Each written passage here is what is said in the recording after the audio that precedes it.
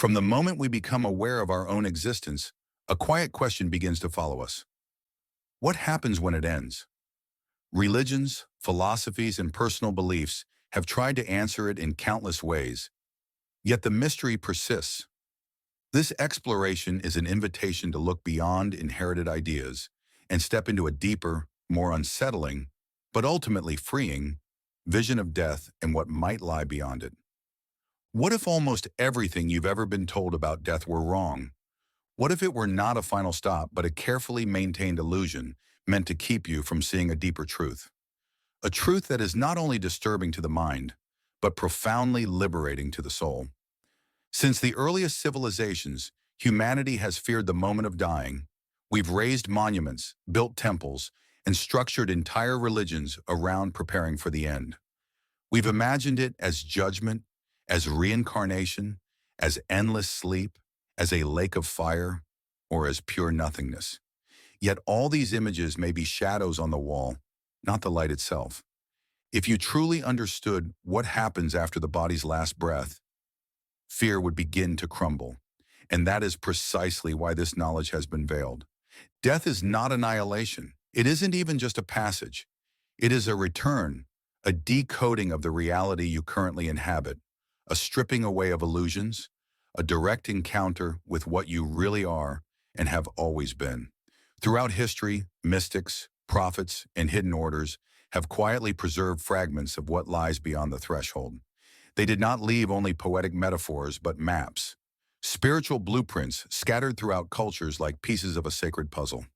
The Tibetan Bardo, the Egyptian Book of the Dead, the Hermetic corpus, the Gnostic texts, each of these points to a shared secret. The moment of death is a moment of revelation. Everything you believed yourself to be is peeled away, revealing something far greater underneath. In this exploration, we move beyond the surface and attempt to interpret what the ancients knew and what modern science is only beginning to glimpse. We'll look at why this knowledge has been concealed and what happens when the illusion of death finally falls apart. By the end, you may find that your fear of death has softened or even dissolved. But more importantly, you may start to see life itself differently. Because once you sense what lies beyond the body, the vessel, you begin to recognize this entire reality for what it may truly be. A sacred game, a dream designed to awaken you. From the earliest stirrings of human consciousness, death has weighed on the collective mind like a dark, looming doorway into the unknown.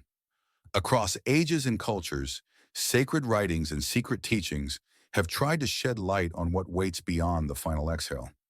Yet this knowledge has often been disguised, wrapped in symbols, myths, and deliberate secrecy. Consider ancient Egypt. There, death was seen not as a full stop, but as a profound journey through the Duat, the underworld of transformation. The Book of the Dead was not merely a funerary text. It was an initiation manual, a guidebook for navigating the trials beyond the veil. The soul was believed to stand before the truth of its own life, its heart weighed against the feather of Ma'at, the principle of cosmic harmony. This was not simple punishment or reward, but a recognition of how deeply one's being aligned with universal law. Travel east to Tibet, where the Bardo Thodol, known as the Tibetan Book of the Dead, offers detailed instructions for the state between death and rebirth. It describes the Bardo as a shifting landscape built from one's own consciousness, filled with visions born of karma, fear, wisdom, and desire. In this view, death is a mirror. It reflects the mind back to itself, a final examination before the next cycle of existence. These teachings are not isolated curiosities. Within the cryptic writings of Hermeticism, certain streams of Kabbalah, and the mystery schools of Greece and Rome, we encounter the same refrain. The physical body is a temporary shell, a short-lived container. The true self exists beyond form. Gnostic teachers spoke of the pleroma, the fullness of divine light from which souls descended into matter, only to forget their origin. Death, then, is the painful and liberating process of shaking off this forgetfulness and returning to the source. Why have such teachings been pushed to the margins, distorted, or dismissed? One reason is that they challenge systems built on fear and control. If the soul cannot be truly destroyed, If it has power that reaches beyond death, then those who rule through fear lose much of their leverage. Another reason is that the experience of death is deeply personal and difficult to pin down. It resists rigid dogma. What we have instead is a mosaic of testimonies and symbols, waiting to be pieced together by those willing to look beneath the surface. Meanwhile, modern science, through research on near-death experiences, consciousness studies, and certain interpretations of quantum physics, has begun to brush against these ancient insights. The evidence is not complete, but it hints at an unsettling possibility. Consciousness may not be entirely produced by the brain. Death may be less a full stop and more a shift of frequency, a change in how awareness expresses itself. We now stand at a meeting point between forgotten esoteric wisdom and emerging scientific perspectives. Both whisper the same daring idea. Death is not the void we fear, but a hidden gateway, a passage into realms where our deeper self waits to be remembered. Imagine your body as a ship sailing through the rough seas of life. The soul is the captain, unseen but essential, steering through storms and fog. Death is not the ship hitting the rocks. It is the moment the captain steps off the vessel. The journey continues, just in another domain. Many traditions describe this continuation as entering a realm of pure consciousness. But what does that really mean? How do we picture a reality where time, space, and the senses no longer operate the way we're used to? Ancient teachings propose that the soul is layered, like having multiple bodies made of different kinds of energy. The densest is the physical body. Beyond it lies the subtle or energetic body, then the astral body, and finally a causal or spiritual body closer to our core essence. At death, the physical layer falls away, but the subtler ones move on, navigating dimensions beyond ordinary perception. Hermetic writings give us a potent image. The soul is a flame inside a lantern made of flesh. When the lantern breaks, the flame is freed. Depending on its brightness, its level of purity, clarity, and love, it rises toward realms of light or drifts into regions of shadow and confusion. The direction is not random. It reflects the soul's resonance, shaped by choices, intentions, and awareness cultivated during life. Think of consciousness as a radio tuner. While alive, we're tuned primarily to the frequency of the physical world. At death, the dial turns. New stations, new planes of existence come through. Some souls find themselves in luminous realities of peace and wisdom. Others remain in foggier spaces, weighed down by unresolved fear, regret, or attachment. Many spiritual traditions speak of an astral plane, an in-between world where souls meet guides, confront their past, and undergo purification before moving on. Here, karmic patterns are reviewed and rebalanced. Some experience joyous reunions, others feel trapped in emotional loops. Some encounter blinding light that dissolves the personal ego, while others face deep, empty voids that mirror their own inner emptiness. What shapes these experiences? A common answer from esoteric teachings is the quality of consciousness. The more a person has integrated compassion, wisdom, and self-awareness, the more gracefully the soul can move through these realms. That's why spiritual practice is often described as a preparation for death. Not morbid obsession, but training the soul to recognize itself beyond the physical. This leads to a deeper question. What if death isn't a final arrival point at all, but part of an ongoing process of transformation? Like the phoenix that burns and rises renewed, the soul may pass through a purifying dark night, shedding illusions to awaken to a truer level of being. And this process is not only for those who have already died. It is a call to the living to wake up now, to live in the light of this hidden truth. Even with all these maps and metaphors, much remains unknown. Do we keep our individuality forever? How does memory continue without a brain? What lies beyond the astral and causal planes themselves? These questions are doorways, not dead ends. They invite us to keep exploring, to approach the mystery with both humility and courage. Ancient esoteric teachings describe the afterlife as a multi-layered landscape, a labyrinth of dimensions where souls move through cycles of revelation and concealment. Here, permanence and change coexist. The soul is described as eternal, yet it continuously evolves, shifting across planes of existence, like a shape that never stops unfolding. Practices such as theosophy and strands of Kabbalistic thought say that the ego, our small, fear-based identity, eventually dissolves. What remains is the core awareness, a divine spark that transcends personal stories, yet carries the subtle imprint of every life lived, like ripples spreading across an endless ocean. Myths also warn of illusions and hazards beyond the veil. In Egypt, the hearts weighing against the feather of Ma'at symbolized a test of truth and balance. Failing meant dissolution, a fate considered worse than physical death. Buddhist teachings on the Bardo reveal an intermediate state where consciousness faces visions shaped by its own karma. This in-between is neither heaven nor hell, but a mirror showing what the soul still clings to. How one moves through it influences the next incarnation, or the possibility of stepping out of the cycle entirely.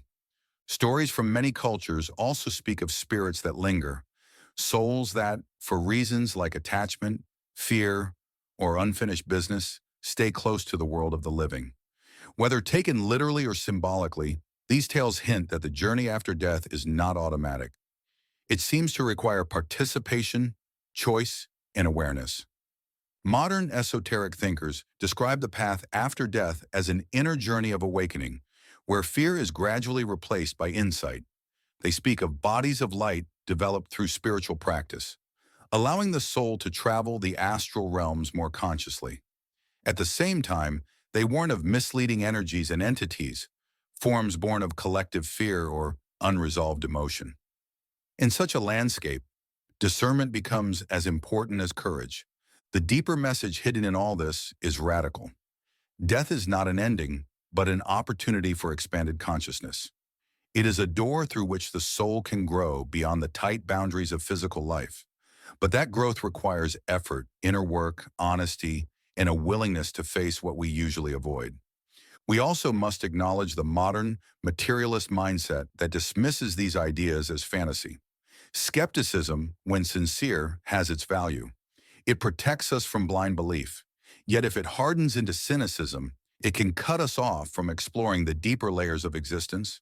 The journey of the soul, if it is real, asks us to hold reason and mystery together instead of choosing one against the other.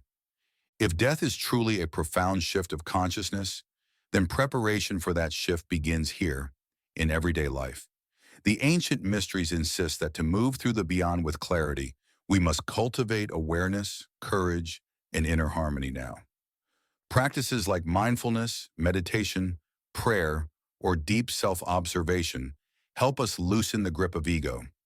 By watching our thoughts, emotions, and fears without always believing them, we begin to see how impermanent they are. This trains us for the moment when everything we cling to must be released. Shadow work, facing the parts of ourselves we usually hide, such as guilt, shame, or buried pain, helps dissolve the energetic knots that might keep the soul stuck near the earthly plane after death.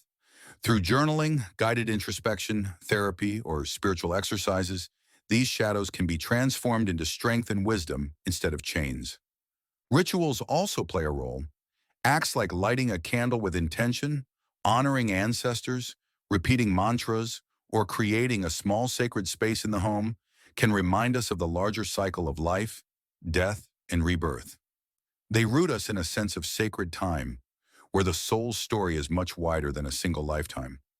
Breathwork and practices such as pranayama refine our subtle energy, strengthening what many teachings call the light body, the vehicle through which consciousness continues beyond the physical. Regular practice not only increases vitality, but also builds spiritual resilience for whatever lies ahead.